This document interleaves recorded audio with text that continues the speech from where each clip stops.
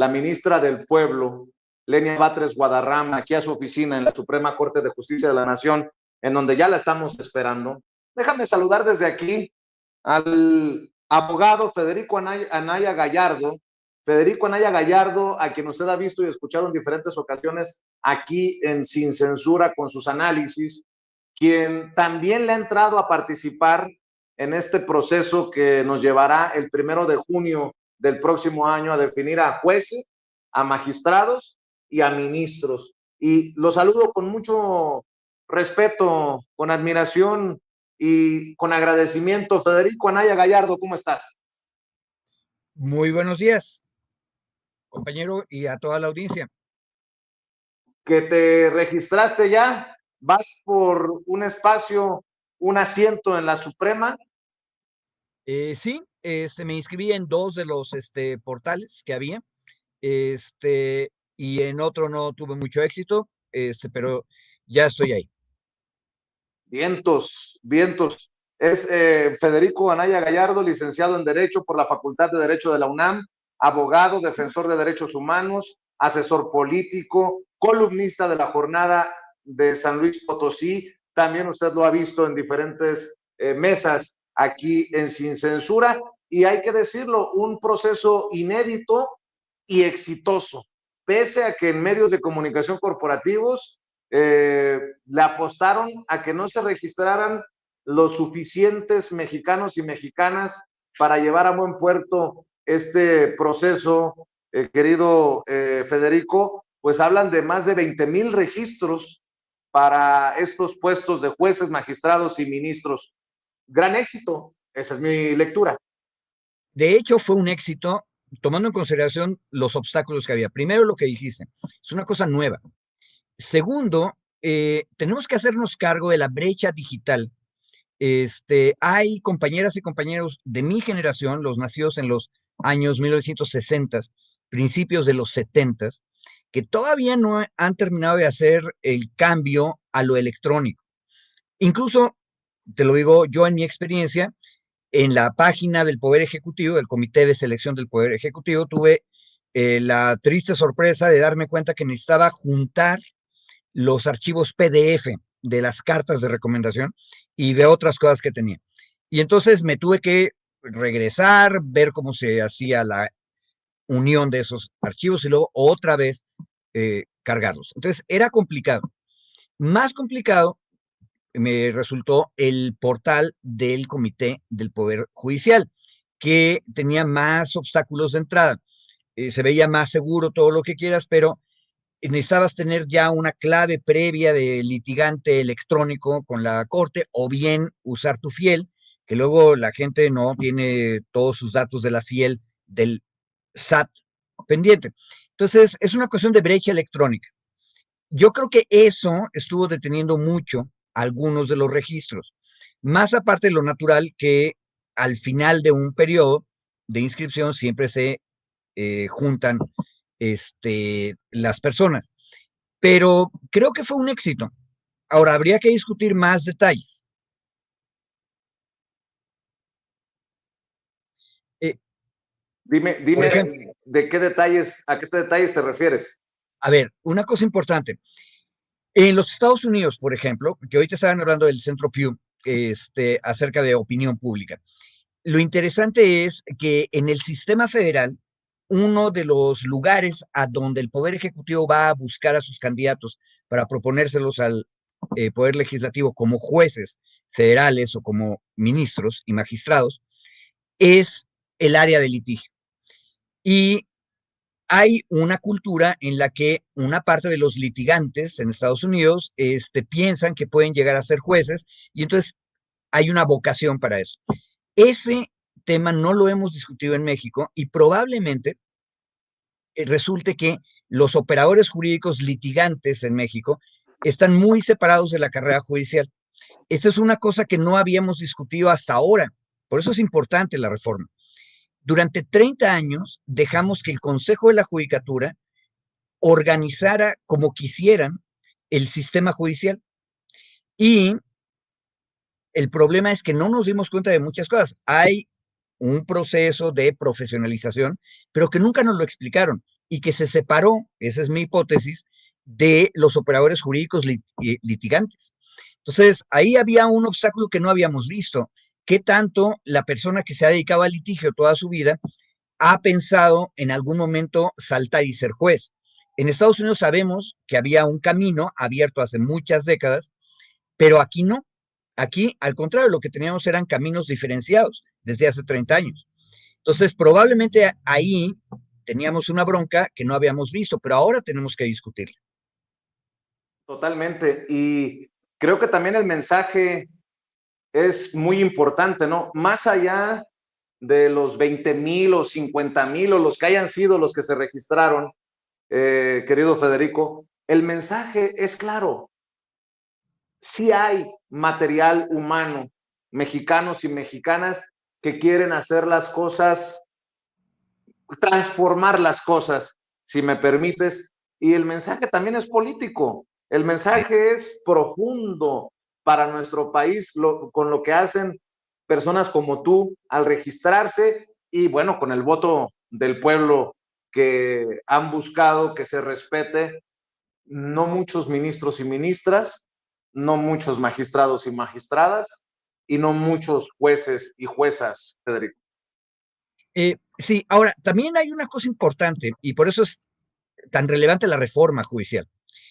Este, eh, Hace muchos años, muchísimos, México ya había electo a sus ministros en la Corte. Esa experiencia hay que recuperarla, y fue una muy buena Corte, con todo, le tocó vivir la mera dictadura, pero crearon instituciones, por ejemplo, la investigación de violaciones sistemáticas de garantías viene de la Corte electa, que luego se nos olvida, pero estamos apenas iniciando un debate acerca de elegir a los jueces y a los magistrados. En los Estados Unidos, no a nivel federal, pero sí a nivel de los estados, y luego que no nos engañen, Vicente, en Estados Unidos una inmensa cantidad de asuntos se llevan a nivel estatal. Entonces, no es poquita cosa. En México, lo que se lleva a nivel estatal es relativamente menor, porque el país tenía una tendencia un poco más centralista que tenemos que discutir, ese es otro tema. Y en Estados Unidos, sin embargo, muchos jueces muy prácticos en los 50 estados son electos, pero ahí había una tradición de por lo menos siglo y medio en muchos lados.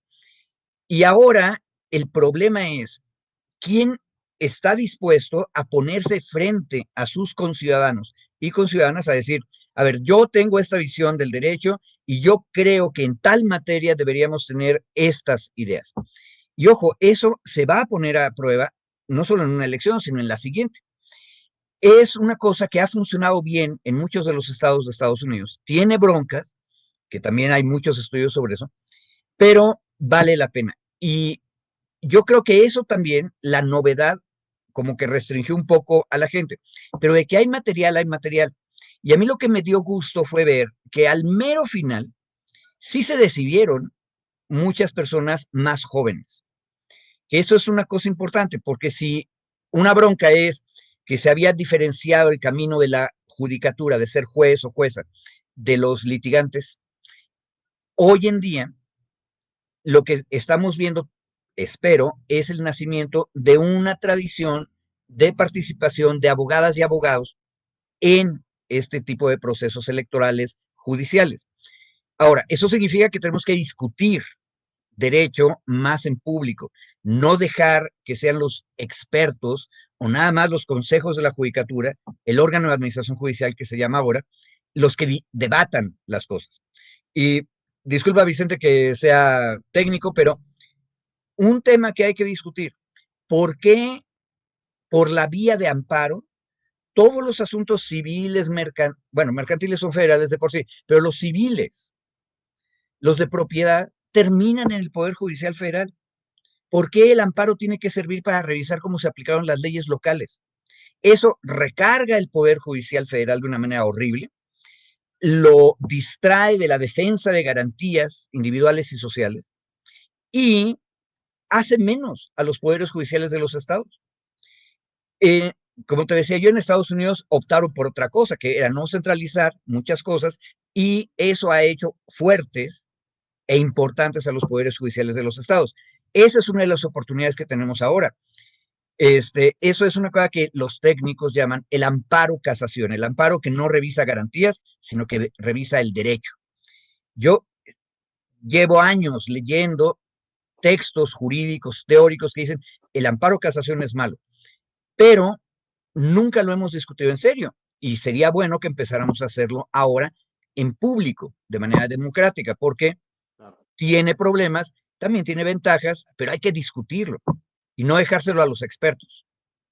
Te propongo, mi querido Federico, que lo hagamos este análisis cuando te dé el tiempo aquí en Sin Censura, cuando así lo consideres, continuar desmenuzando todos estos temas para la audiencia, para la gente de a pie. Y me gustaría que en esta ocasión cerráramos con tu visión de este Poder Judicial rumbo al 1 de junio. Se lo hemos planteado a la presidenta, lo hemos señalado en espacios independientes como Sin Censura.